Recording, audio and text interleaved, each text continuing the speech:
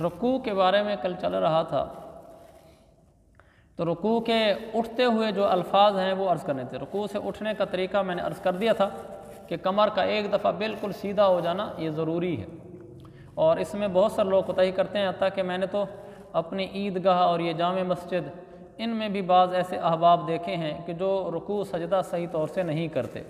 رکوع میں تھوڑا سا اٹھے اور نیچے چلے گئے، سجدہ بھی تھوڑا سا سر سے اٹھائے اور نیچے چلے گئے۔ اس مسئلے کو عام کرنے کی ضرورت ہے، اگر یہ ایسا نہ ہو تو نماز نہیں ہوتی۔ دوسرا ہے رکوع کے الفاظ۔ رکوع سے جب اٹھیں گے تو سمع اللہ لمن حمدہ، سمع اللہ لمن حمدہ، یہ اس کے صحیح الفاظ ہیں۔ سمع اللہ لمن حمدہ، سمع اللہ لمن حمدہ، یہ الفاظ ہیں۔ اور دوسرا لفظ ہوتا ہے ربنا لک الحمد، اس کو ربنا لک الحمد بھی پڑھ سکتے ہیں، ربنا ولک الحمد بھی پڑھ سکتے ہیں، دونوں طرح روایات میں آیا ہے۔ تو چونکہ ربنا لک الحمد آسان ہے تو ہمارے علماء یہی بتاتے ہیں اور یہ جائز ہے۔ دوسرا ربنا ولک الحمد بھی ہے، عرب میں عموماً ربنا ولک الحمد پڑھتے ہیں۔ وہ عرب ہیں، ان کے لیے کوئی زیادہ یاد کرنا مشکل نہیں ہے، تو ان کے لیے مسئلہ نہیں تھا، انہوں نے ولک الحمد کر لیا۔ ہمارے علماء نے وہ درمیان سے نکال لی، انہوں نے کہا جو ربنا لک الحمد والا مسئلہ ہے وہ بھی تو شریعتی ہے، وہی ان کو یاد کرا دو تاکہ نماز یاد کرنا آسان ہو۔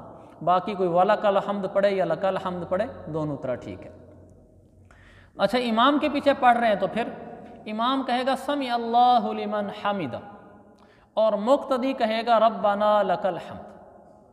امام کہے گا سمع اللہ لمن حمدہ اور مقتدی ربنا لک الحمد، اور اس کے بعد پھر اللہ اکبر کہتے ہوئے نیچے سجدے میں چلے جائیں گے۔ عورتیں بھی حرم میں نماز پڑھتی ہیں، وہاں جانا ہوتا ہے تو ان کو بھی امام کے پیچھے نماز پڑھنا ہوتا ہے۔ تو عورتوں سے بھی گزارش ہے کہ وہ اپنی نماز سیکھ لیا کریں کہ امام کے پیچھے نماز کیسے پڑھنی ہوتی ہے، کیونکہ انہوں نے زندگی میں کبھی نہیں پڑھی ہوتی اور ایک دم جا کے وہاں پڑھنی ہوتی ہے، تو بعض دفعہ مسائل سے واقفیت نہ ہونے کی وجہ سے نماز ضائع کر بیٹھتی ہیں، تو ان کو بھی چاہیے کہ وہ اپنی نماز سیکھ کے جایا کریں۔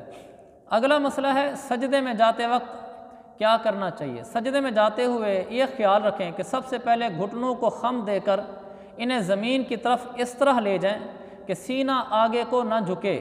جب گھٹنے زمین پر ٹک جائیں اس کے بعد سینے کو جھکائیں، جب تک آگے لمبا مسئلہ ہو جائے گا، اسی کو پہلے کر لیتا ہوں۔ سب سے پہلے گھٹنوں کو خم دے کر انہیں زمین کی طرف لے جائیں کہ سینہ آگے کو نہ جھکے، جب گھٹنے زمین پر ٹک جائیں اس کے بعد سینے کو جھکائیں۔ اس پر عموماً عمل نہیں ہوتا، اس مسئلے پر۔ یہ جو سجدہ کرنا ہے نا، ہمارے ہاں سجدہ ہوتا ہے یوں، یہ جیسے میں کر رہا ہوں یہ غلط طریقہ ہے، اور عموماً ایسے ہوتا ہے۔ یہ دیکھیں میں جھکتا جا رہا ہوں، یہ میں جھک کے یہ سجدے میں پہنچ گیا ہوں، یہ غلط ہے، یعنی خلاف سنت ہے۔ سنت کیا ہے جو میں نے ابھی پڑھا ہے؟ سنت یہ ہے کہ سب سے پہلے گھٹنے کو جھکائیں اور سینہ نہ جھکے۔ یہ دیکھیں، یہ سینہ میرا بالکل ایسے رہا، میرے گھٹنے جھکے ہیں۔ اب جب گھٹنے زمین پہ ٹک گئے اب سینہ جھکے گا، اب میں آگے جاؤں گا۔ یہ میں دوبارہ کر کے دکھلا دیتا ہوں، یہ سنت طریقہ ہے۔ یہ آدمی کھڑا ہوا ہے، نیچے جانا ہے، سینہ نہ جھکائیں ایسے، صرف گھٹنے جھکائیں۔ ہاں کوئی آدمی بھاری ہے، معذور ہے، اس کو تو علیحدہ احکام ہے، لیکن اگر ایک آدمی صحت مند ہے، جسم اس کا ٹھیک ہے، پھر سنت طریقہ یہ ہے۔ یہ دیکھیں، گھٹنے نیچے گئے اور سینہ سیدھا رہا، اب گھٹنے لگ گئے، اب سینہ جھک رہا ہے۔ آگے طریقہ جو باقی ہے تو انشاءاللہ کل عرض کریں گے۔ اللہ تعالیٰ عمل کی توفیق عطا فرمائے۔